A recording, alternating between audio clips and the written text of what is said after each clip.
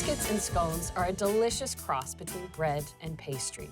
I started things off simply with basic buttermilk biscuits, but now it's time to master a new technique with classic lemon cranberry scones topped with a lemon glaze. The method is similar to the buttermilk biscuits. You start by sifting the dry ingredients. It starts with 2 cups of all-purpose flour. A scone does vary from a biscuit in a few ways. First, it can be a little bit sweeter, so this time I'm adding a 1/4 cup of sugar, a full tablespoon of baking powder again.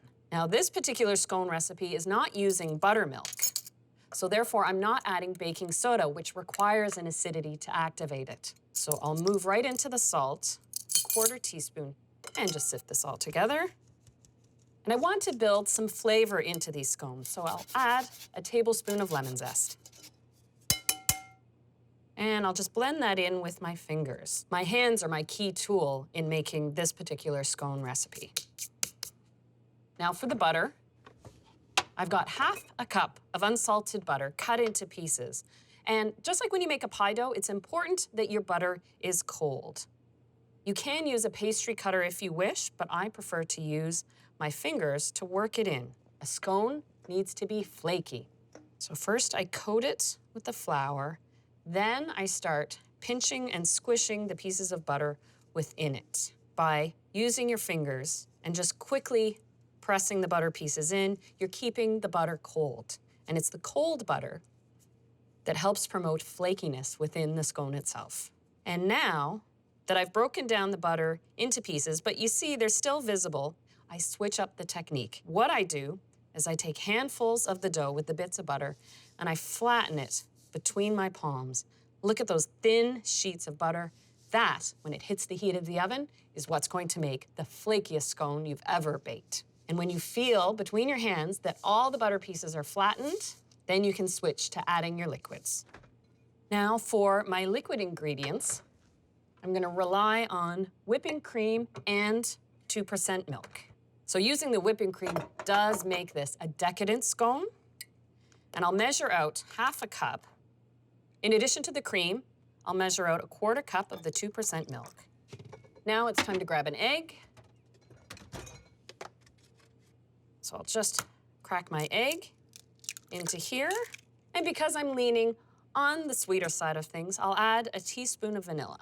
Just whisk that together to break up the egg. You add the liquid all at once, and as soon as I see the dough come together, just like this, what I like to do is turn it out onto my work surface. And I'm just gonna flour my hands lightly. And I finish combining the ingredients by hand. What I'm doing is flattening and folding the dough, building in those layers. And now that I've done that a few times, and the dough is evenly blended, I'll start working in a cup's worth of fresh cranberries. So I press them in, lift, and flatten them over. You could use dried or any other of your preferred scone ingredients, raisins or nuts or fresh fruit, whatever your choice. With the cranberries now worked in, I just gently flatten this into a disc that's about 1.5 inches, even 2 inches thick. I'm going to cut these into the classic English-style wedge of a scone. And this makes 8 scones.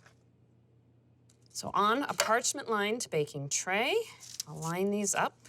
And to give the tops of the scones a bit of shine, I just pat a little cold milk right on top of each. It takes a high-temperature oven, this time 375 because the scones are so thick.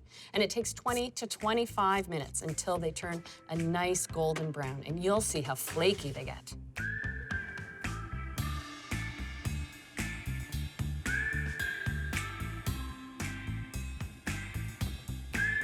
Oh, it just feels so good every time I see a puffed up batch of scones out of the oven. I'll let these cool. And I have a batch already cooled, so they are ready for the lemon glaze. So making the lemon glaze is simple. I have a cup of sifted icing sugar, and I add to that a 1.5 tablespoons of fresh lemon juice. The cranberries, of course, have their own tartness, and this just balances it out. Just give that a little whisk. You want it the consistency that you can drizzle with a fork on top of the scones. So if you have to add a little more lemon juice or a little more icing sugar to make it right, go right ahead. I'll just use my whisk. And don't worry about precision here, just right over top of the scones. After about an hour, the glaze does set on, so it's easy to pick up and eat the scone. So just break it right open. Oh, see how tender it is? So it does have that hint of cakiness, but it's absolutely flaky. With a nice dollop of rich Devon cream. You could use creme fraiche in place too. You've got something perfect for tea time.